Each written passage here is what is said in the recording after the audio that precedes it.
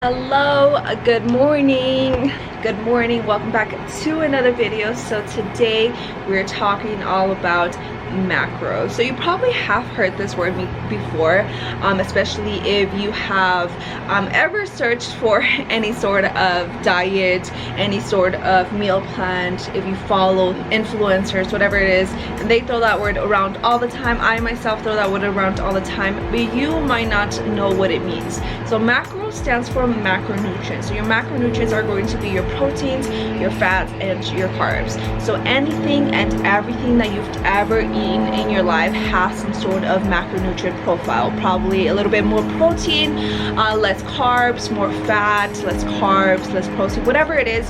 Everything that you have ever eaten has macronutrients. Pizza, burgers, chicken, everything has macronutrients. I always get asked whether counting macros is essential for you to lose weight, and short answer is no. You don't have to count in order for you to reach your goals, in order for you to lose weight, gain muscle, whatever it is. But it is a good tool to use because it teaches you the profile of whatever you are eating. It's good to know what you are eating, what you are consuming, what that food is providing for your body. No, you don't have to count. I don't think counting is for everyone. If you have some sort of disordered eating, counting is probably not for you. That mental state should be taken care of before you try to count. You look at a number and it's specific to you, and I don't want you to fixate on reaching that number every single time and being perfect every single time. That's not what this is about. It's just gauging, like, oh, this is how much I should be eating, this is what food looks like, this is what a serving size looks like. That's why I like to use counting macros, for that reason. Not to fixate on that number, not to try to be perfect, not to try to reach that number every single time. Like, it's okay, life happens, and counting is just going to help you to, yes, eat healthy and know what you're eating, but hey, I can fit a cookie in there too if I mess with my macros around a little bit, and that's gonna come with time, but it's a learning process. So let's start with our first macro. Our first macro is going to be protein. So proteins are going to be your eggs, your poultry, so turkey, chicken, duck, your red meats, pork, lamb, all that stuff, and then you also have some sort of vegan protein, so your tempeh, your tofu, legumes as well. So those are going to be your beans, your black beans, red beans, pinto beans, lentils, fish, salmon, tuna, all that stuff is going to be a greater source of protein in your meals. Proteins provide 4 calories per 1 gram of protein. Proteins are the building blocks of muscle. Protein keeps you feeling fuller for longer. It makes weight loss so much easier. It improves your recovery and muscle repair. Protein can also improve bone density and prevent osteoporosis, and studies have been shown that a protein-rich diet improves brain function, quality of sleep, and even lower blood pressure. The second macro we are going to talk about is going to be our carbs. So our carbs are going to be rice, bread, pastas, candies, baked goods, potatoes, sweet potatoes, all that stuff is a carb. Yes, your carbs, same like proteins, are going to be 4 calories per 1 gram of carbs. The carbs are broken down into sugar that provides us energy, immediate energy, and if we don't use that immediate energy, it is stored, and a lot of us don't do a lot of activity, especially if we do live a sedentary life. If we go from work to our car to our couch to bed and then repeat all of that every single day, we live a sedentary life, but we are still consuming carbohydrates, we are still consuming fats, we're still consuming all these rich foods, not rich in nutrients, but just heavy foods, and we don't exercise. So when that happens, although carbs are meant for energy, when we do not use it as energy, it is stored as fat, and that's how we become overweight, because we are not using that food that is supposed to give us some sort of energy. Then fats are going to be your oils, are going to be your nuts, avocados. A lot of fish our fatty fish have a lot of fat, so your salmon, your some sardines are higher in fat, and so any sort of nuts, avocado, coconut oil, all those oils are fats. Fats are important for us to consume for hormone production, nutrient absorption and body temperature regulation. So it is important for us to consume fats and not be scared of fats, especially the good kind of fats like some avocado and nuts. Fats are going to be a little different than your carbs and your protein, because in 1 gram of fat you have 9 calories. So unlike your carbs and proteins that give you only 4 calories per 1 gram of each, your carbs are going to be a little bit richer. So it's important to know serving size. It's important to not eat a whole avocado, not eat a whole bag of nuts, because that, although yes healthy, it's going to have a lot of calories.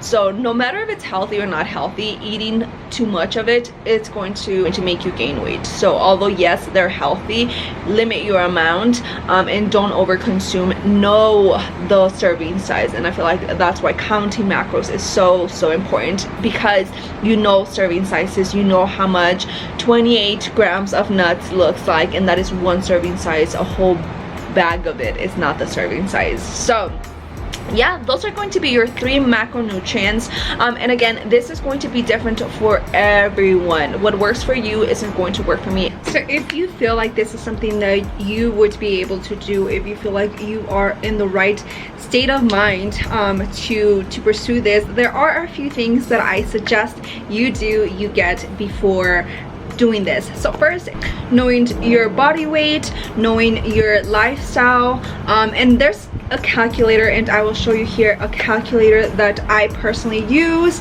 and like again, this is not going to be 100% accurate. Obviously your sleep, your stress levels, your hormones, all of that does affect these numbers, but this is a great way to start. This is a good way to start. Follow it for a couple of weeks, for a week to 2 weeks, see how your body is responding to that.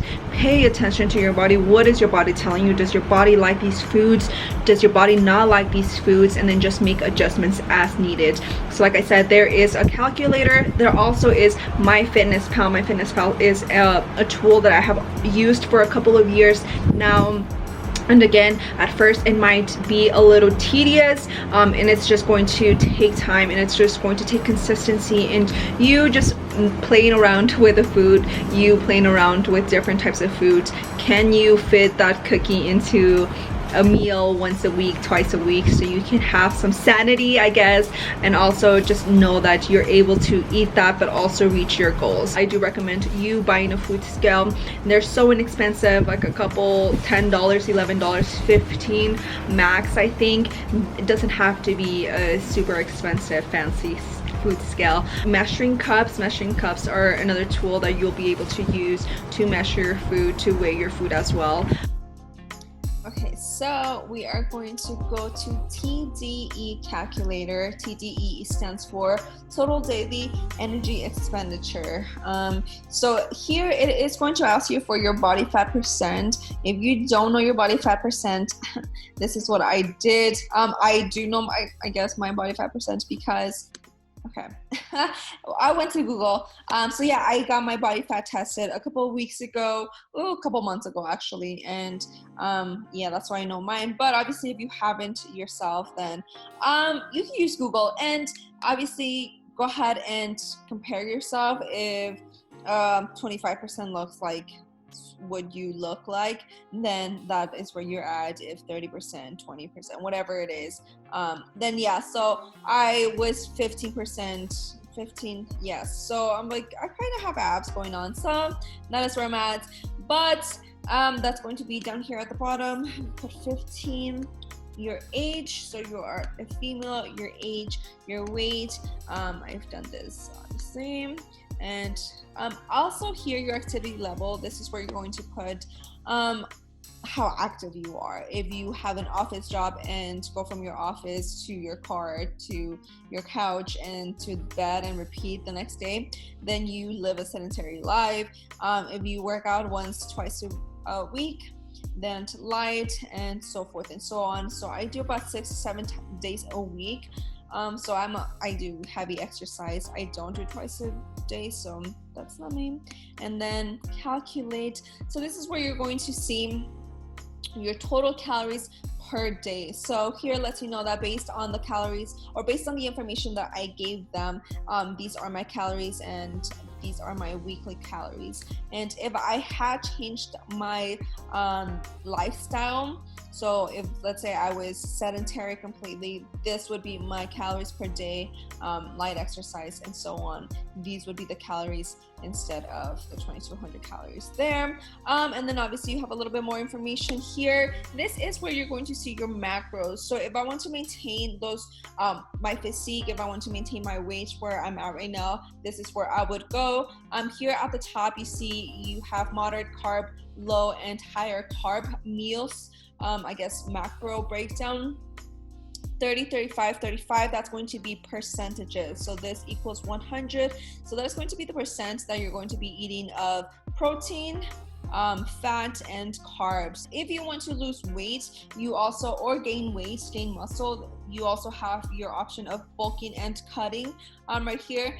On this one, this is the one thing that I don't like about this site, and it's going to be up here. So it brings your calories to 1700 calories. So you go from your maintenance of 2200 calories, they decrease by 500 calories to 1700 calories. So that is a big jump. You don't want to lose weight that quickly, because you're going to hit a plateau sooner than you would want to, because you're going to decrease your calories by a lot.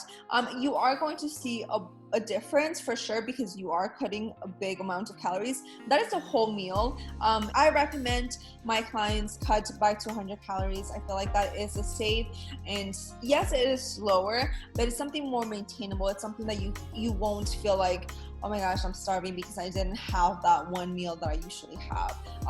So that is why. And then same thing with your bulking, they increase your calories from 2200 calories to 2700 calories. So again, that is a whole meal, 500 calories that they increase it by. Eating 500 calories, one more meal, is a lot. Like, I cannot imagine myself already eating 2200 calories and having to add another meal. That is a lot. So that's why I recommend increasing again by 200. But yeah, in both of them you have your moderate, low and higher carb options. Again, 30, 20, 50, that means 30% protein, 20% fat and 50% carbs, and so forth for these. So again, that is the only thing, the only note that I will say about all of this is that this recommendation of adding and cutting 500 calories, not my ideal situation. So just do 2200 calories minus the 200. But yeah, then right here you're going to have tracking tools that they recommend, and same thing, I do recommend that as well. Focus on how you feel, focus on how your body is looking, focus on if you have energy, if you're getting compliments. Some people will notice before you do sometimes, because we look at ourselves all the time and we just don't see the change sometimes. But compliments like that, like, make a note of that. That's awesome when someone else notices your hard work and it's like, oh, okay, someone noticed it, that means I'm doing something right? So focus on that. But yes, a scale, getting an average of, if you weigh yourself every day, get an average of that week and then the next week and so forth. And they've got some recommended supplements, which yes, very much so. Omega-3, I feel like we don't get enough in our diets. I definitely don't. I don't eat. I don't take fish supplement, which I should. But vitamin D, I feel like I get enough sun that I don't need this. But if you are, especially not now, if you are inside a lot, or you live somewhere where it's gloomy, you definitely want to supplement with vitamin D. So yeah, that is that. Whatever your goals are, your macros are going to be different. Your lifestyle is going to have those macros be different. Your stress levels, your sleep, all of that stuff, age, gender, all that stuff is going to make your macros unique. And once you do get that number, that initial number, that's not your number forever. Depending on how well you're reaching your goals, you might have to change those macros, depending on, if your goals change, they're going to change. But again, this is just a tool to use at the beginning. I like to use it at the beginning just to teach my clients what one serving size looks like, what a well-balanced plate looks like. Once you do see that, you don't have to do it for the rest of your life. You can have that food freedom, you can eat whatever you want, but always know like, oh, this, I've got my protein here, this looks like about, you know, 1 serving size of rice or whatever it is. That is what my goal is. It's for you to not think about it eventually and just know what you're eating and be comfortable and confident in yourself in making those decisions for yourself, and not have to like, oh, I have to track everything for the rest of my life. No, that is not the point of this. The point is for you to have food freedom one day and yeah, enjoy what you're eating. So yeah, hope you guys like that, and I will see you guys in the next one.